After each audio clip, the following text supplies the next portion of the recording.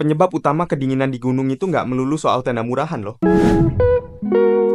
Jangan lupa save video ini. Nabung-nabung dulu lah. Penting untuk kamu tahu yang namanya sleeping system dalam pendakian gunung. Sleeping system itu kombinasi antara teknik dan peralatan yang dipakai supaya kamu bisa tidur dengan nyaman dan anget walaupun dalam kondisi yang dingin di luar. Yang pertama, mulai dari sleeping bag dulu nih. Sleeping bag itu bahannya ada macam-macam. Ada yang bulu angsa, ada yang dacron, ada yang polar. Semua punya ketahanan suhu tertentu. Aku nggak saranin kamu beli sleeping bag dengan bahan polar karena biasanya nggak terlalu efektif tuh.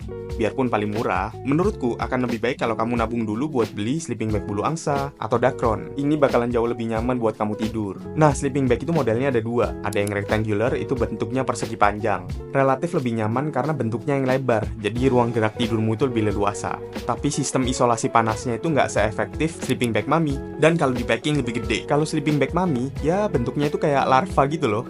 Didesain ngepres sama bentuk tubuh, jadi ruang geraknya terbatas buat tidur. Tipe mami ini lebih efektif memperangkap panas tubuh. Nah, setelah sleeping bag ada juga matras. Matras ini juga punya sistem isolasi panas.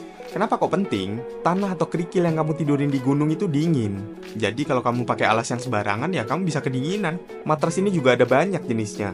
Mulai dari matras cacing. Ini adalah matras yang paling basic dan paling murah. Biasanya sama pendaki ini dipakai buat nge-support packingan dia di tasnya, dilingkerin gitu. Biarpun bobotnya jauh lebih berat dan isolasinya nggak terlalu efektif. Selanjutnya ada matras foil. Ini pakai bahan aluminium foil, jadi isolasi panas tubuhnya lebih efektif. Kamu bakalan jauh lebih hangat kalau tidur di matras foil. Harganya juga nggak terlalu jauh dibandingkan matras cacing. Cuman kelemahannya ini juga masih tipis bahannya dan licin. Jadi kalau tidur suka merosot-merosot tuh, dan kalau kena kerikil masih berasa. Pilihan lainnya adalah matras foam. Bahan kayak gini tuh sering kamu temuin di sekolah anak TK biasanya ya.